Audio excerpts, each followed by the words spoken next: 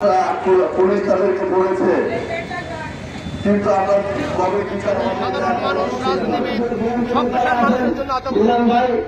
আরেকটি মহাতঙ্ক আমাদের সামনে আসছে।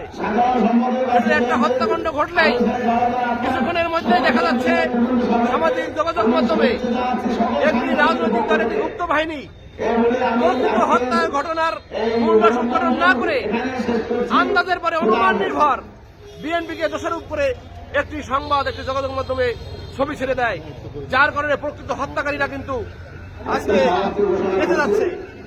প্রকৃত হত্যাকারীদেরকে আড়াল করে দিচ্ছে এই জামাত এবং মুক্ত বাহিনী। আমি মনে করি ওই হত্যাকারীর সাথে এই সমস্ত জামাত এবং গুপ্ত বাহিনী জড়িত রয়েছে। ওই হত্যাকারীদের আমার মনে হয় এরাই কিন্তু উৎসাহ দিয়ে বাংলাদেশ হত্যাকাণ্ড ঘটিত হচ্ছে। হত্যাকাণ্ড ঘটার পরপরই তবে কেন একটা অন্য দলকে দোষারোপ করছে? তাহলে প্রকৃত হত্যাকারী তো বেঁচে যাচ্ছে, প্রকৃত হত্যাকারীকে বাঁচিয়ে দিচ্ছে এই জামাত এবং বট বাহিনী। এটা অত্যন্ত দুঃখজনক এবং ঘৃণিত এবং মহাতঙ্কের ব্যাপার। আমি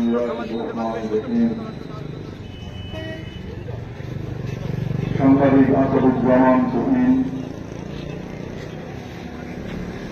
হত্যাকাণ্ডের প্রতিবাদে এবং হত্যাকারীদের দৃষ্টান্ত শাস্তির দাবিতে আজকের এই মানববন্ধনের সম্মানিত সভাপতি, প্রিয় সাংবাদিক বৃন্দ, প্রিয় এলাকাবাসী, আসসালামু আলাইকুম ওয়া রাহমাতুল্লাহ।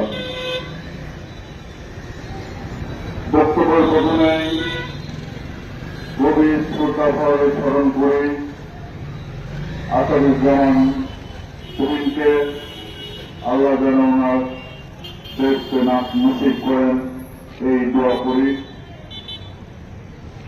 তার রেখে যাওয়া সন্তান, বিধবা স্ত্রী যেন এই শোককে কাটিয়ে নিয়ে সুন্দর জীবন যাপন করতে পারে, এই কারণে আমরা সকলে তাদের জন্য দোয়া করি।